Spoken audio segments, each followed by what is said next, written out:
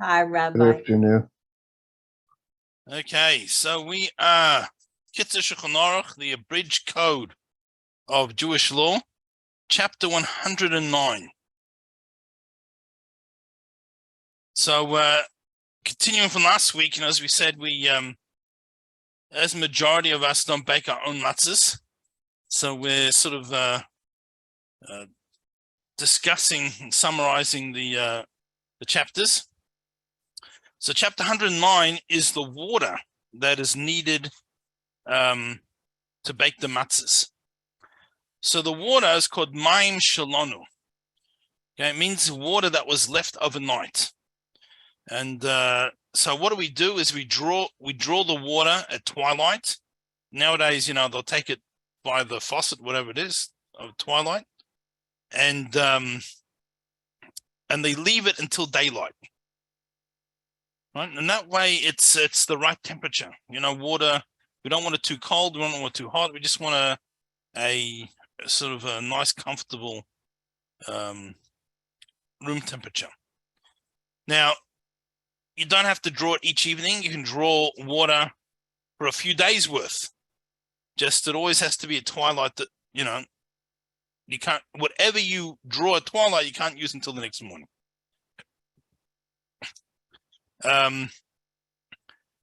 We need a Jewish person to draw the water. Why do we need a Jewish person? Because as we said, particularly for the matzahs that are for the mitzvah that we're actually going to eat on the night of Pesach, has to be done with the intention for the mitzvah. So that's why we need that. Now, we cannot put the water in a container that's had honey or fruit juice, unless we've kashered it with boiling water. Now, we'll just explain this halacha. If you would make dough, flour, and fruit juice, it doesn't really become chametz the same way as flour and water. But once you have a drop of water, some type of combination of water, fruit juice, and flour, then it becomes chametz even quicker than just water. Right? So the fruit juice or honey on its own doesn't really start the fermentation process the same way.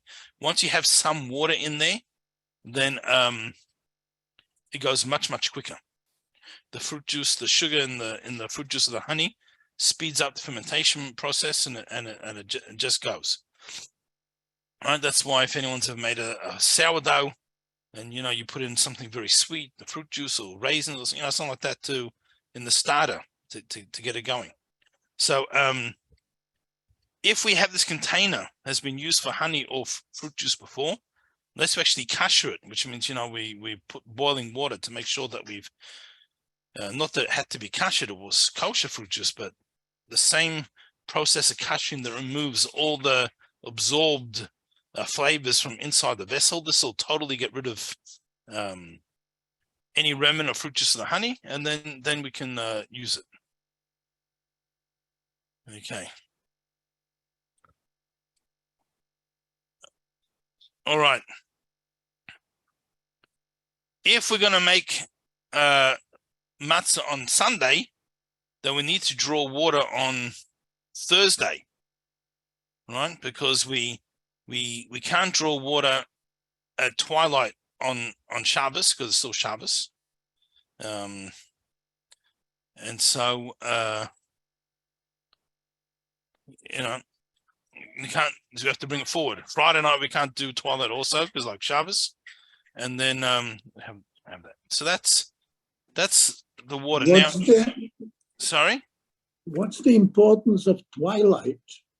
We cannot. Twilight apparently is when the water in the rivers or the wells are the most average temperature. So they're not very cold in the morning after being all night, and they're not after midday, so early afternoon, it's much hotter than average. So twilight makes it the closest to sort of like a natural temperature. So that doesn't apply to these days. We don't use river water. They still do. They take into the twilight for if you don't have enough, you can add a little bit more. Rabbi, Yeah. the apple juice can make egg matzah. How does that work? So, right. So if you just have apple juice, then it's not really going to become chametz the same way as water. So it's not so much an issue. But once you have either a drop of water mixed with the juice or a drop of juice mixed with the water, that combination makes chametz even faster. So we need to avoid having the mixture. Now, as you mentioned, like egg matzah, or if we made it with apple juice or honey, any of these things, it's called matzah shira. It's called rich matzah. Now we're going to mention it later on, but since we've asked, since it's been brought up, we'll just mention it. So the matzah to fulfill the mitzvah. So again, I'm not speaking about the rest of Pesach now. The matzah to fulfill the mitzvah is poor man's bread, lechem oini. Okay, but Rabbi, yeah, sorry to interrupt you.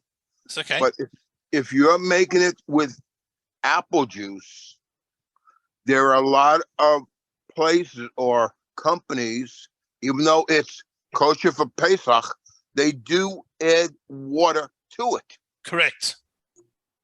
And they can even make it from concentrate, which is the same thing as adding water to it. So it's going to make terrible problems, which is practically speaking why we don't use it today. So we'll get there in a moment. So, but just for that, just going back a few steps before we get to that point, a very valid point. The matzah for the mitzvah is lechem oini, poor man's bread. So that's just flour and water. Right? It's only 2 ingredients. Like, when I teach the little kids in school, I'm not teaching older kids, when I used to teach young kids, I used to tell them there's 3 ingredients in matzah: flour, water, and nothing else. Right? That's the ingredients. So that's to do the mitzvah. But let's say, just the regular Tuesday Chol Hamoed, you don't have to eat matzah, you just can't eat chametz. So in theory, if you wanted to have matzah that was kneaded with apple juice, for an example, or some other juice instead of matzah, from a Torah perspective, there's no problem.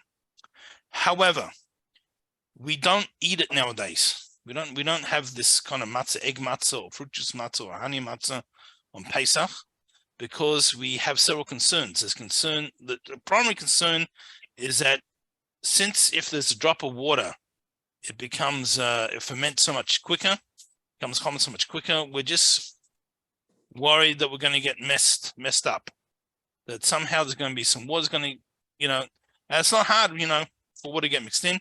And often juice, as we said, there's water added to it. Even it's called 100% juice. And we avoid all of these things. And we'll discuss a little bit further in a little more detail when we get to that chapter. But so we don't even have these on Pesach at all, specifically Ashkenazim. I think some Sephardim have egg matzah. I don't think anyone makes fruit juice or honey matzah for Pesach. The egg matzah, even that we should try and avoid. What we do have, though, is, it's now the day before Pesach, or 2 or 3 days for Pesach, whatever it is. And the grandkids are around, and the house is Pesach cleaned, and you got to give them a snack. So if you give them chocolate cake, at your house, you're not going to be Pesach clean all over again. Little kids are not necessarily known for their keeping crumbs in one spot. So we give them egg matzah. Give them egg matzah or something like that to eat before Pesach. But on Pesach, we should avoid these things. Okay, so that was 109 in short. Let's go to 110.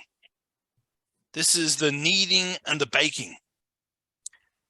Now, the oven for baking matzah is a lot hotter than your regular oven. You're talking about well over 1,000 degrees Fahrenheit. They're They're pretty hot because the idea is that we want to bake almost instantly. These thin matzahs we put in to bake almost instantly because heat, again, causes something to become chametz quicker. So if it would take 1.5 minutes to bake, for example, that's problematic because even though it's still within 18 minutes, but this heat that it's exposed to could cause the dough to become chametz within that 1.5 minutes. So what ends up happening is the matzahs, the ovens are so hot, they're pretty much baked in 20 seconds. You know, it's pretty quick. It's pretty quick. You know, so we're gonna in Kitzur about how you put all the coals. We still do have wood and fire, but you know they add the gas and different things, and you know all you know, etc. So the matzah we need and prepare the matzah in a place that has a roof and not any open windows, right? Because we don't want direct sunlight. We don't want direct sunlight. So even a glass window pane doesn't help us, right? We don't want direct sunlight because again, the heat is what we're concerned about. We want to keep it smaller than the size that you would normally need to take challah from. Right? We take, which is so anyway. So we keep the pieces small. It only needs small pieces. That way they can be worked. They can, the piece they have, it can be worked at every piece can be worked at the same time. Right? Because once we leave it unworked, that's when it starts to ferment. So okay. So whatever tools Rabbi, yeah. how can these commercial companies say that their matzah is kosher for Passover? All these different things that you're telling us, how can they say they're kosher for Passover? Okay, so if you're talking about a handmade matzah bakery, handmade matzah bakery works like this. They have a long table, which is covered in like baking paper, but a few layers, right? Fresh, put out, and then they keep the flour in one room and the water in another room. And then between the two rooms is like a small room. And when they start the clock, a bowl that's been cleaned, they drop in the flour, then they drop in the water. They have this guy who's very well practiced, and he needs, like when you watch it, if you watch a video of it, you think it's on high speed, but actually he's making the dough that quick. Then they take pieces of that, and on this long table covered in paper, there's however many people, 10, 20, 30, depends on how many, you know, they have. They get one little piece. Okay, but these are all Jews, right? I understand. Yes, they're all Jews. They're all Jews. And everyone gets this one piece, and they roll it, and they work it. And once it's rolled to the nice circle, there's a person who comes around. We didn't mention this yet. We're going to get to it soon. In about a moment, but we'll mention now. There's like a little roller with spikes and makes holes.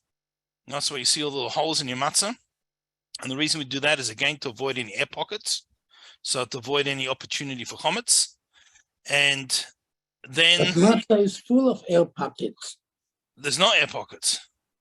Well, the matzah is not flat. There is a lot of pockets that are cracking if you press on it.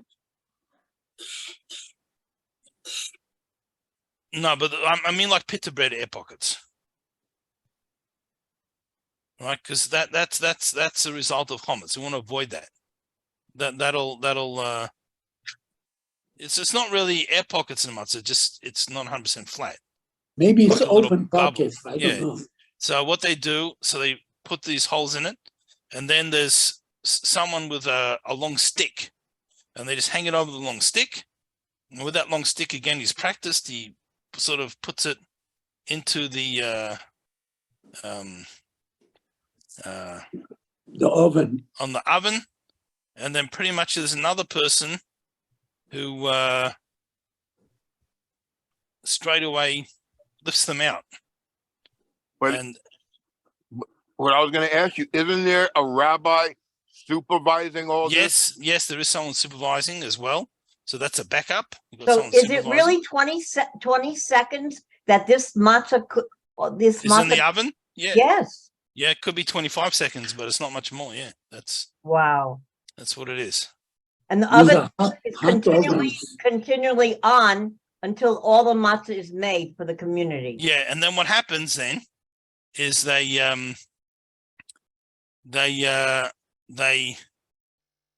after each batch, so all that paper that was on the table gets taken away, and a new paper goes on. And that's called parchment. Right, and all the rollers and bowls get taken away. New set comes out, and the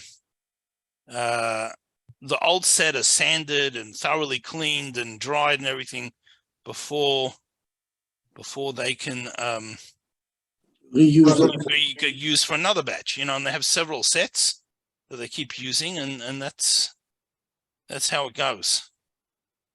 So it's pretty efficient. It's quite efficient. It's efficient but intense. Yes, it is intense.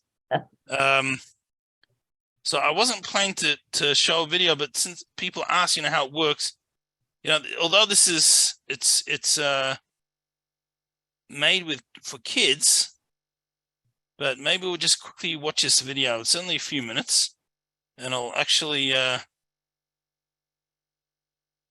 me just share screen, and we'll watch this video quickly, and you can just how the matzah bakery goes.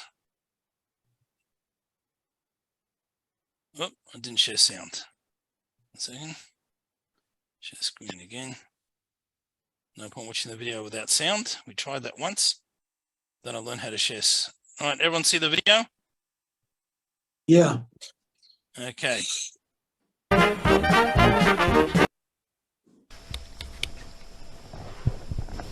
Matzah. That deliciously bland bread that we Jews just seem to not be able to get enough of for 1 week a year. But people keep on telling me that the making of matzah is an extremely interesting process. A process perhaps too long for my attention span to handle. But this journalist felt like giving it a try.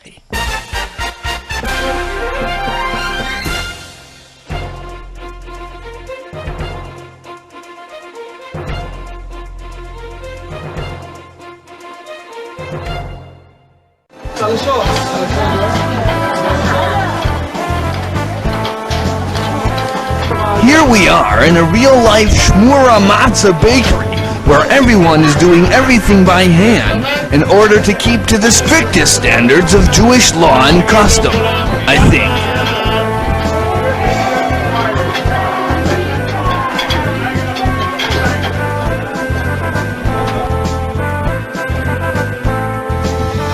So if I can ask you some hard-hitting questions, if you don't mind, okay? Go ahead. So my first question for you is, how long does it take to make matzahs? Oh, to take matzah, how long it take to bake? To bake a Inside matzah. the oven about 25 seconds, not more than that. And it's done. Oh, 25 seconds, that I can pay Yes, attention to. sure. My attention span will last 25 seconds for sure. Uh-huh. But now how long does the whole process take? The whole process is 18 minutes, remember, kids? 18? That's minutes. 1/8? Yes, 1/8. That's way too many minutes for me. Apparently, from the time the flour and water mix until the matzahs are completely baked can be no longer than 18 minutes to ensure that the matzah doesn't have time to rise. And my mind was already wandering. Why does the matzah have holes in it? Well, actually, those holes are to prevent the matzah from rising. So we'll know that chametz, which means dough which has risen to become bread, is no good for Passover. Alright, so this is a question, this is a hunch I had. If you connect all those dots on the matzahs, do you get some sort of message? Something about the moon landing being a hoax, something about that, maybe Maybe government plans to invade somewhere? Anything like that? No, sir. Uh-huh. So maybe give me a rundown of the whole process. In brief, we take some flour, pour water into the flour. We have somebody kneading to make that into a nice piece of dough, areas of, just where they haven't mixed well. Then we take that dough and roll it into a very thin piece of matzah so that it shouldn't rise.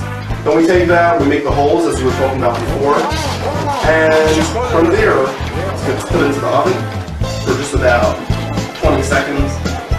Then it's taken out and you have nice fresh matzah.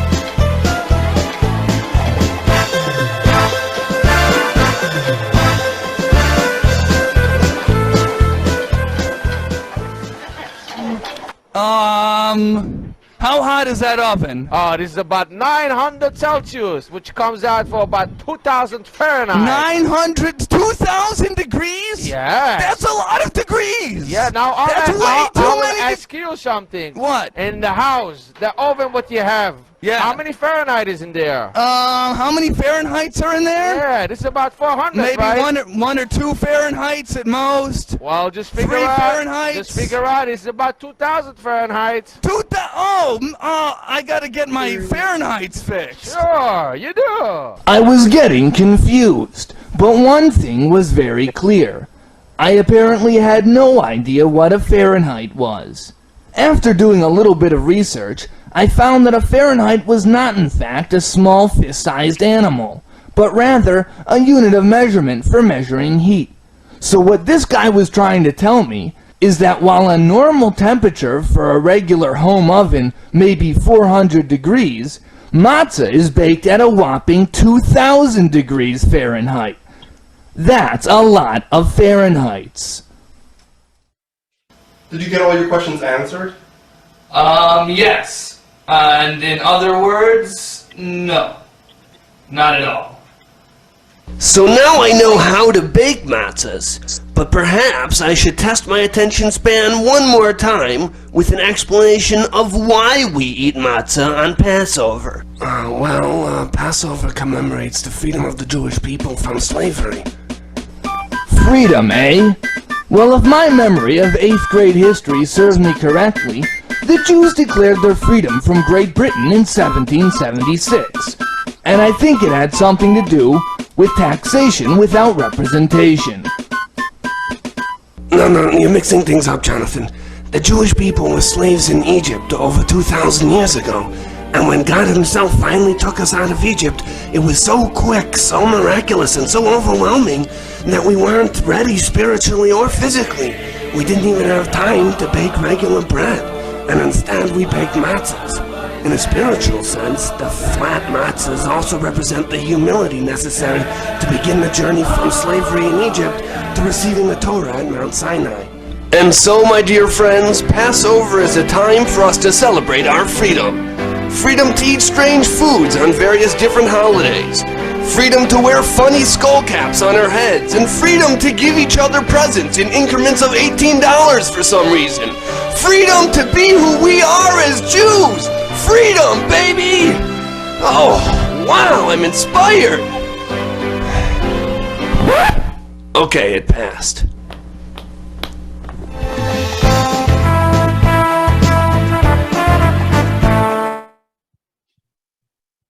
Okay. Rabbi, thank you for showing that, because the bakery, that was incredible. The way everything was done, and that's amazing. Just amazing. Just by the way, I do recommend that series, Rabbi Yitzchok Doozy, if you haven't seen it before. So he's the puppet rabbi, and they got some pretty entertaining all kinds of things. So I'm glad you got to see it. So that was that's how it works. It's really very efficient. And you saw when he came in, they were examining his hands, right? So when people come to work each day, they check that they don't have things stuck under their nails and their hands are clean, and of course, as well as sand down all the things, they have to wash their hands properly between each batch. So again, we want to make sure there's no dough being transferred from one batch to the next batch. Brooklyn, they didn't have 20 women that were doing it. Yeah. Two people. Well, generally, ladies have more experience in kneading than men, but it doesn't have to be. That's that particular matzah baker was mostly ladies. Some are, you know, that's how it works. I think that just all of the details, oh, it's Anna, all of the details that you just explained will make us feel much more special about this particular holiday, because if every little thing makes such a big difference. That's why it's not simply just a tradition of eating something, because, you know, we're so used to the food, but the meaning of it, that just the spiritual kind of ingredients involved in it are as important. And that's really is this. Thank you so much. That it's not food, it's just what it represents. That's right. And it's you know, you have to understand, you know, the matzah in itself is so special when you think about it. I mean, right, so they ended up baking matzahs. It wasn't time to let the bread rise. Imagine you got a family, you got kids, and the Shem says, we're going out to the desert, and you don't even have time or the opportunity to properly prepare provisions. Who'd go? I mean, you know what this shows, the incredible reliance on Hashem, and this is really a message to us, you know. Yes, we have to make a vessel for our livelihood, but at the end of the day, it comes from Hashem. And we have to have that confidence that people had. And as well as that, as it was, you mentioned the video about it, representing humility. So bread, if you take let's say 2 kilos of dough, and out of 1 kilo you made matzahs, and the other one you made loaves of bread.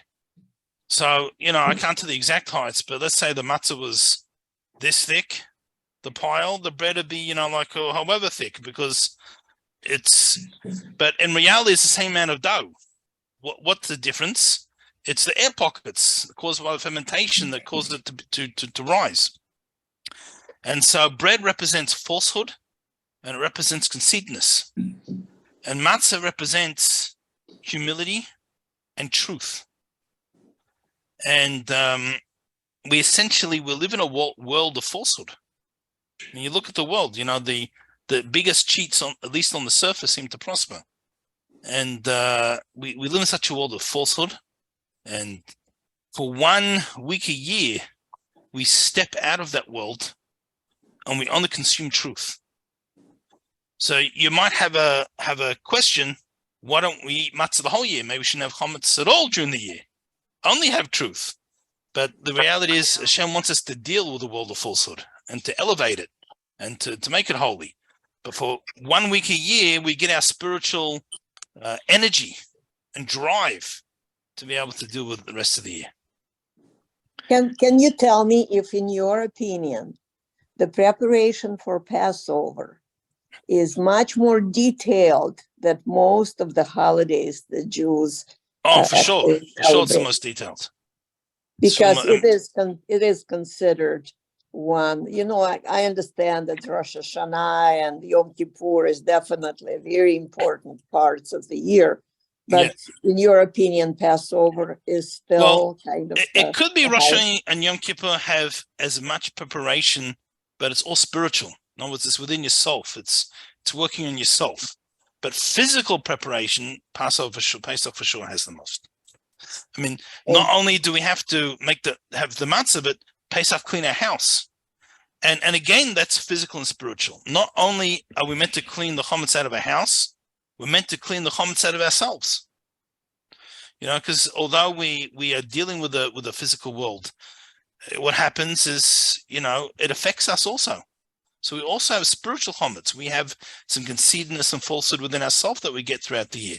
And so not only we have to clean physically, we have to clean ourselves spiritually as well.